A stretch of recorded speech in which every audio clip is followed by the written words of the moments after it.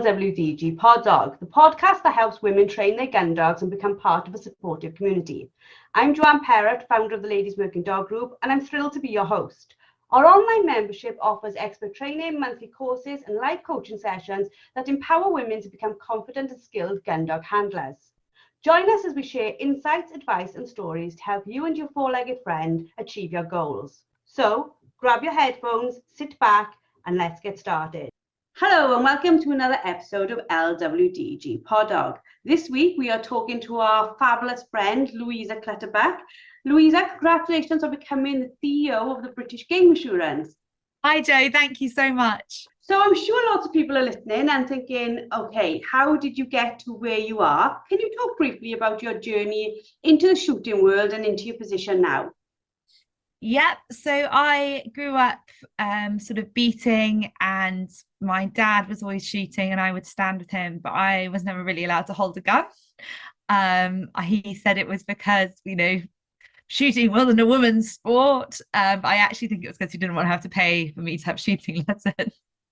I didn't really learn to shoot until I started going out with my now husband about 6 years ago. And he started to teach me, and then I started having lessons with Dylan Williams. So that's kind of how I got into shooting. But on the other side, into BGA, it was the food side of it that I was really interested. And obviously hearing some shoots were burying birds, which we never ever want to happen. I was really keen to work for a company that wanted to stop that. So that's how I started off. Is it 5 or 6 years ago, 5 years ago, as the MD's executive assistant. Then I got promoted to head of operations, then director of operations, and now CEO. Which we are absolutely excited about. It's always amazing to see women hitting high levels, top levels within the shooting industry. And I know there are many more now than there used to be, but I think each one is an achievement in itself, so well done. It's a very male-dominated industry, so yeah. What new ideas or changes are you thinking about bringing to the British Game Assurance? I can see from your online statement recently that the assurance scheme is going to be moving over to aim to sustain. So can you tell me more about that? Yep. So aim to sustain is it's sort of a coalition of the 9 shooting organisations. I won't go through all of them because I'll probably miss one. Shooting and rural, because there's the Scottish Landed Estates and Countryside Alliance, CLA, who are not just shooting, but they're rural as well. So it's a coalition of those 8 organisations, and then GWCT sits on there as an advisor, as the scientific advisor. But yes, so we've been having some conversations for some time about how to get more shoots on board with the assurance scheme. And it was decided at an Aim to Sustain board meeting that the best way forwards for assurance is to have Aim to Sustain running it, because then it means that every shooting organisation is invested in assurance and their members will become more invested in it. Instead of sort of at the moment, everyone sort of thinks BGA is a separate entity and they don't really understand. Hopefully by having all 9 of the major shooting organisations doing it, we're going to have a lot bigger uptake of assurance. From my point of view though, very excitingly, it means that I will be rebranding as Eat Wild. And we are going to be focusing on not just feathered game, but we're actually going to be expanding to include venison, pretty much all wild meat, because most shoots have to control rabbits and deer. So it makes sense that we're also marketing and promoting them as well. Especially something that I've noticed over the last 5 years is that when we go and talk to new commercial outlets, such as stadiums or big restaurant chains, pub groups, hotels, they don't just ever want to talk to us just about feathered game. So it really makes sense for us to expand to include all game. I think I totally agree with you. It makes total sense for the assurance part to go under a collaboration where they've all got that investment, because I think that's something the industry's been saying for a long time needs to be there, this thing where we all sign up to the same way forward. So that's fantastic to see. But obviously with you becoming just Eat Wild, that's going to be a change in direction for yourself. I know you've got a goal to increase game consumption in the UK. So how do you see that happening with Eat Wild? Yeah, so Eat Wild will, we will continue to promote British game, but there are also going to be outlets that don't need or want assurance. So we'll focus on them, whereas before we've never done that. We have only focused on getting assured game. Now we can kind of expand it to everything. However, I do definitely want to work with the quality venison schemes that have just launched in England, because obviously the Scottish one has been going for a while, and promote assurance where it's necessary, such as supermarkets. But the smaller outlets, like I want to do a farm shop campaign, for example, and make sure every farm shop in the UK is selling game, because absolutely no brainer that they should, but they don't really require assurance. But we do need to make sure it's gone through the right foods supply chain, just like any other meat, and it's not just a shoot dropping it off. It needs to go through a game dealer. It's really exciting. I think we'll target a lot more people this way. The assurance has been one of our major focuses, and I'm very excited that full time I can now just concentrate on finding new avenues for game. I think what's lovely about it as well is knowing that you're in charge of Eat Wild. I sort of, as the consumer, understand the concept behind Eat Wild. I tried as much as I could to get involved in the British Game Assurance, but as I'm not directly involved with the pheasants and where they go, I don't take part in that. I didn't know how to get involved in it. Whereas with this, I can sign up to it, I can be part of it, and that in itself provides sustainability and provides assurance going forward, doesn't it? Exactly. And what part of the thing that I will be launching is something called the Back British Game campaign, similar to Back British Farming. But it's going to be a way that anyone who's involved, whether you just like to eat game down to, picking up or beating, whatever your involvement is within game, but you still want to support it, you can sign up to pledge your support. And also, any shoots that you go on, you can get them to fundraise for us. We have recipe booklets. So, if you're on a shoot and you're noticing that maybe some of the guns look intimidated, or you're a bit intimidated, we can send you the recipe booklets in the post to hand out to friends. And yeah.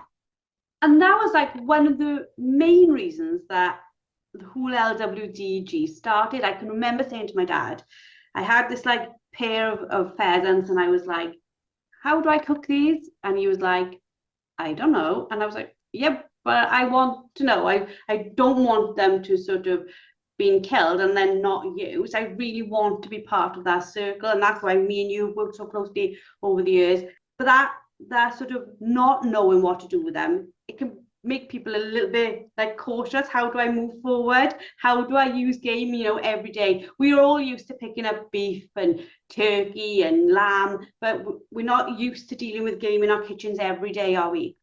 No, exactly. And that's, one of the biggest focus that we've done. We do recipe videos, we do TikToks. One of our most popular TikTok videos, which has got nearly 30,000 views, is just a plucking partridge and pheasant, well, skinning and plucking. And those two videos, which I would have thought actually people won't be that interested in it, but people really, really want to learn and connect to their meat. So it's really cool that that's one of our more popular ones.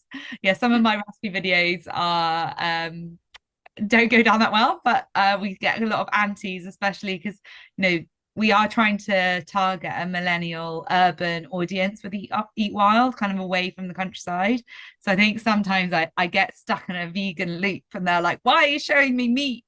Well, you're right, because games sometimes get a mixed reception, doesn't it? And the work you're doing on TikTok and things, you're working to help change perceptions and highlight the benefits of game food.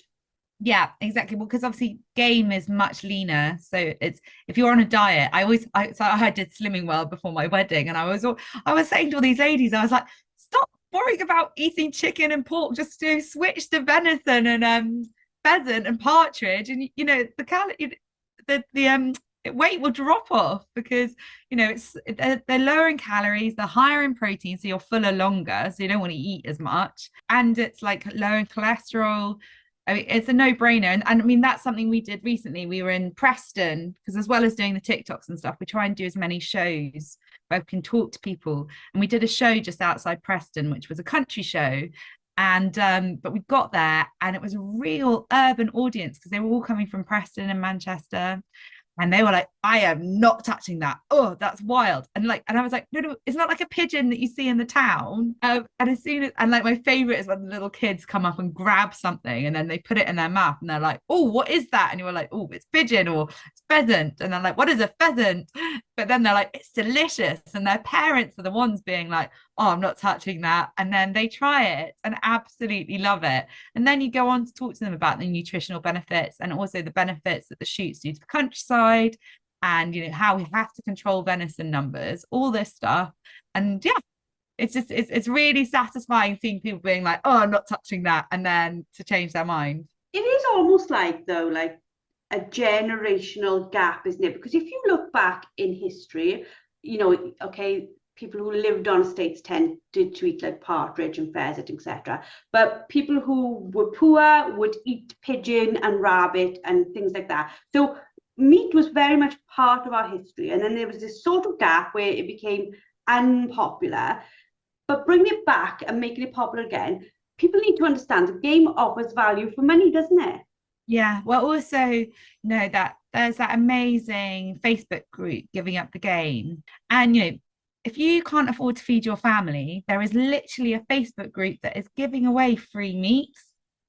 Obviously, that undermines what I'm trying to do, because I would love for game to be seen at the same competitive price as chicken, as beef, that for the shoots, as the producers. I want them to be getting some money for their game, because at the end of the day, they're harvesting a really important meat product for us. But what at the moment, while it's not like that, I tell all these families that you can really tell are struggling with the cost of living, go on Facebook, watch the videos on Eat Wild showing you how to pluck and stuff, and you can just get the game from the local keeper. And that's such a benefit, isn't it? Like you said, there is this sort of cost of living problem that's quite extensive across the UK, and there are these birds that need to be used. It's win-win for both sides. Yeah, exactly. So going forward, how can our community, the shooting community, get involved and help support what Eat Wild is doing? So firstly, I would say if you ever go on a shoot, whether you're picking up or you're shooting and beating, whatever it is, please take some birds home with you. And please encourage everyone else who's with you to be taking birds home, because if we're not going to take them home and eat them, how are we ever going to expect someone else to do it? And then the second thing is try and get someone who's never eaten it to try it. And if you cook it, and we've got millions of recipes on our website, and we try and do it in ways that is not unusual, so your friends would recognize it, but normally done with chicken. But if you can try and get more people to eat it, that would be brilliant. The other thing is we've got Great British Game Week, which runs from the 6th of November, I think, to the 12th. So if you can get your local pub, restaurant, just your local, just to serve one pheasant dish that week, that would be amazing. And if you let me know about it, we will promote them in our press releases and on social media. So it's a win-win for them. And the thing is, we find, though, once people have done it once, they will usually leave it on for the rest of the season. So I can remember doing a promotion with you, and we had a recipe, is it Cook Scotland? And we had a recipe for Thai pheasant curry, and it is the best. Oh, it's so yummy. Ever. And when in the game fair, you were giving out fantastic, like, little pots of things. I think we had, like, was it pheasant cottage pie type thing? Oh, yeah, hunter's pie. So that was hunter's pie. Yeah, oh pheasant and venison. Yeah. Amazing. Yeah, so loads of recipes. They're on Louisa's site. We've also got some that Louisa donated to us on our site. So there's plenty of places for you guys to go and find these. But I will talk to Louisa after this podcast about possibly doing something around plucking pheasants, plucking partridge, because I know that loads of our ladies have asked the same question, Louisa. They're like, how do I pluck it? What do I do with it? So maybe we'll start on the basics with something like that. That would be great. I'm really bad at butchering. I can do the plucking and the skinning really easily, and then I'm like, panic. But it's actually quite good to see someone who's not doing it perfectly, because I think sometimes when you watch a chef or a butcher and they do it so quickly, and you're like, oh my God, I'm never going to be able to do that. So yeah, everyone can watch me butcher a bird badly. It sounds fantastic. Sounds like a date, definitely. Absolutely. Going on to the additional amazing work you do in our communities, you are part of Women Who Work in Field Sports. It's quite a new group. Can you tell us about how it came about and how it's going so far? Yeah, so Women Who Work in Field Sports was founded. I obviously had been working at the BGA for about 4.5 years, and I was just fed up of being the only woman at every meeting I went to. And sometimes I really wanted to ask, oh, what would you do in this situation? My old CEO, Liam, very kindly set up Teresa Dent to be my mentor. And whilst having my meetings with Teresa, I realized how useful they were to me. And so I bumped into Vanessa Steele and Iona Campbell from GWCT at the game fair last year. And I said to them, oh, I really want to set up this sort of women who work in shooting or field sports. I couldn't quite figure out what I wanted to do. And they were like, oh, well, we really want to set up this woman, a network for women as well. So we got together and sort of laid out a rough plan that we wanted to initially be sort of talks around the country. So far we've done one in Scotland and one in our first event, which was in London. And then we had our drinks at the game fair. Really sadly, we were supposed to be doing one at the Welsh Game Fair, but I've got to go and have surgery for endometriosis. But then there was a doctor's strike and they've moved it. But I've cleared my whole diary and I'm trying to get a cancellation. So please no one be offended that we're not at the Welsh Game Fair. That is why I thought I was going to be having my operation. So, but we are definitely, we know Wales is next on our hit list. But anyway, so now we're sitting down in September to map out how we want the future of it to go.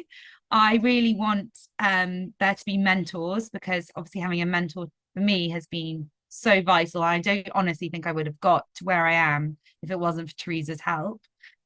She might say differently, but no, she's been incredible. And I also really want to do a podcast and have a blog, showcasing all the different jobs there are in field sports that you might not even be aware that women do. And continue to have our quarterly meetings, because I think it's really important to meet in person. And also then do sort of seminars or webinars every few months from an inspiring speaker. So Jo, you will definitely be asked along to one of those to speak. I'm very humbled by that invite. But you're absolutely right. I came along to the first one in London. I was having what it's like working in any industry. You have peaks and then you have lows. And I was in a proper funk. I didn't even really know if I wanted to go along to the meeting. But I made the effort and I came up with some friends who also have businesses in the same industry. And listening to Alexandra from the field, it was just a breath of fresh air listening to somebody else's struggles. And you see people perceive and are the pinnacles of their career, or feel like it. And you think, I'm never going to be as good, as professional, as smart, as intelligent, all these things that go around your head. And listening to her, I thought, she goes through all the same things that the rest of us are going through. And it was properly beautiful to listen to. And also to Claire, the other speaker, I was just like, oh, this is just really amazing. Her background wasn't at all like Alexandra's, and I was just like, oh my God, look how different these people are, and they've both managed to curve their own niche in what we all do. Yeah, I thought what was fascinating is because they had such sort of polar opposites entry into field sports, really, but they'd had exactly the same problems. And it just kind of shows that there's not really privilege for women within field sports. It doesn't matter your background, you're still going to come up against the same problems. And that's, so it's just nuts. Yeah, absolutely. And I think that obviously I look back in history and sometimes I read Gundog books, and women have worked with dogs for a long time, and some who have made incredibly good names for themselves. However, they are very few and far between. And even if you look alike, I think they came out the other day, something like 6% of people with gun licenses are women, and it was celebrated, and it should be celebrated. But I'm like, Yeah, but that means 94% are men. That's nowhere near even Stevens and at all, is there? Yeah, and that's something, our group especially is not about women who shoot or hunt. It's about the women who literally work. And I had one lady call me and she'd worked on an estate for 15 years, never picked up a gun. And she was like, well, can I come along? And I was like, yes, you're exactly who I want there. Someone who's doesn't shoot or hunt or whatever, but is still part of field sport and part of the community. So yeah, I also, my other favorite were there a few ladies who I won't name their names were like, oh, we hate female only events. And then they were like, this is brilliant. And I was like, yeah. So, with regards to women who work in field sports, and how do you envisage the role of women in the future changing in shooting and field sports? We're seeing more women on estates with dogs. Are you seeing it across the whole sort of working community? Yeah, I think so. I mean, even when I first started at BGA, Vanessa and Iona weren't working at the GWCT, for example. I think the women that are coming into it is happening all the time. And definitely, I think in the last 2 years, there's been a real rise. And hopefully that's because of, people who already work there being very welcoming, not necessarily just women, but the men as well. Yeah, and I only, I think it's only going to get more and more, but the more that we can, if you see someone who's new on a shoot day or new at a networking event, always just go up to them because it's so terrifying. I know what it's like because I used to go, I still want to go to the meet businesswomen events, and it's so scary because they all know each other quite well, and game doesn't normally sit alongside all these other meets, and I'm obviously trying to get it to, but yeah, it's very intimidating, and we just need to get that same intimidation away from field sports as well. Think about it, like while we're chatting now, we see these sports as male dominated, but if you take in the concept of what you said, women who work in field sports, behind most gamekeepers there's a wife or a partner, somebody who just does just as much without the title. There's all the people who work and on unpaid usually. Yeah, if we took in all of those indirectly connected, we would probably see a more even number, wouldn't we? Yeah, exactly. Yeah, and also, for ages I used my husband's shotguns because I was only shooting very rarely. So I think, that stat about women, I just think that's way too low because, yeah, we might not have licenses, but working towards, I mean, I do have my own license now, but, there are a lot of women behind the scenes who are working towards getting their gun license. And also because the doctors and everyone, the police have been so slow. I see constantly people on Facebook like, oh, I'm just going to borrow my friends and they're going to stand with me or whatever it is. So, yeah. We have a very similar, situation with us. Like my daughter went on the weekend talks, which I shooting. She doesn't have her own license. She went to like an instruction-led event.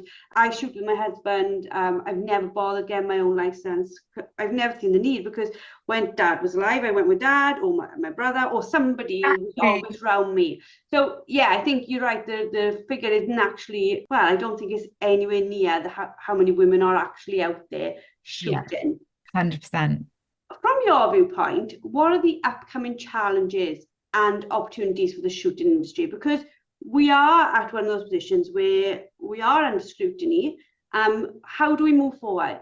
So, challenges, where to start? I mean, obviously, Wales and the government are reviewing whether shooting will be able to continue on public land. The water companies are all slowly trying to ban, it started with nice utilities. Now Scottish Water have come. I'm trying to work behind the scenes, and I don't really want to say too much on that, but I am trying to offer them a compromise. But yeah, I think the only way that we can face the challenges, because the reason why it's getting banned is because people are ignorant and don't understand the benefits of shooting. So instead of posting a photo of maybe a dead bird in your dog's mouth or a whole pile of dead birds or dead deer, whatever it is, that's really not very helpful. But maybe, take a nice video and show, oh, these trees or this crop was planted to benefit the wild birds and the pheasants, trying to talk a lot more about the positives of what shooting does and the focus instead of the negative, I think is the only way forward, because we've got a lot of challenges coming up, especially, the new government coming in. I mean, even when with under the current government, it's not going very well for shooting. So yeah. It is all about changing perceptions, isn't it? Because even like Facebook rules, like I had like a whiplash in our group when we stopped putting in a Facebook group, we stopped putting up pictures of dead birds because Facebook's rules say no carcasses, no dead animals, no carcasses. Like that's everybody's dinner. Do you know what I mean? I'm not seeing them stopping those. But anyway, we stopped it to protect the group, and there was this huge whiplash, and I was like, if that's all our dogs are about, is that picture with the dead bird, then are we not missing the point of the whole of it? Our dogs, we can see our dogs working without that. Like you said, we can see the casserole we made in the night when we got home. We can see all the other stuff that comes from it and provides people with a far better, far more balanced view of what shooting a bird actually does mean to the rest of the world. Yeah, exactly. And also, like, would you, something I always get from the urban people is like, oh, that's been in a dog's mouth. And I'm like, well, not necessarily. But also, the more that we put a photo of our dog, I'm really proud when my dog brings me a pheasant back, but I never take photos of it because I'm just like, this is me being happy in the moment. I don't need to push that down anyone else's throat, especially someone who has no concept of what's going on here. We sort of found this sort of like middle ground where we said, right, we've got the website, and it's like for members, it's a forum. Go ahead, post do it privately. Pictures you want. Do it on WhatsApp groups. Do it if you have a private Instagram account where every follower. Do it on that. That's fine. But there are quite a lot of people now who have huge social media influencers, and maybe there's probably some education there we could do. Maybe I'll have a go at that. But yeah, I think just the more we can tell people think about someone who has never left inner city, seeing that picture and what they're then going to think of you. My husband works with inner city schools, and the children get off the bus and they're like aged 11 plus, and they've never seen a sheep. They scream, they get upset, and Matt's like, they've not seen that before, and some of them, they have difficulty walking on uneven ground and like on a track. So they're so used to life one way that what happens in the countryside is very foreign. And the reality of it is very few of us see rural life the way the amount of people see urban life, if you know what I mean. There's so many more people living in urban communities. Yeah, we're a very urban centric society. And, when I go into London, I get absolutely miserable. But I also know, my mum was a teacher, and yet she used to bring pupils to our farm, and they burst into tears when they saw the mud. It would just and you just have to, that for me is a really good reminder of who the audience that I'm trying to reach and speak to and educate on game. Yeah, because as much as we may or may not appreciate it, we need the whole of society to buy into what we do in order to protect it. Absolutely, yeah. And I know that people think that sometimes they don't get what Eat Wild does, but I said this recently to Richard Negus. I'm not, the shooting community are not the people that I'm trying to talk to at Eat Wild. Really want to just reach people who've never heard of it before. And also just you mentioning schools then, if anyone listening has got children at school and want us to come and talk to the school, or I know that sometimes that can cause a lot of drama, but we need to educate the children, and that going into schools and colleges is the best way to do it. Only through education are we going to survive, and that's the reality of it. Thank you so much for being with us today, for doing this podcast. If anybody wants to get hold of you, where do they find you? Where can they find all the fabulous stuff you do? So we're www.eatwild.co on that's our webpage, and then it's Let's Eat Wild on Instagram, Twitter, and Facebook.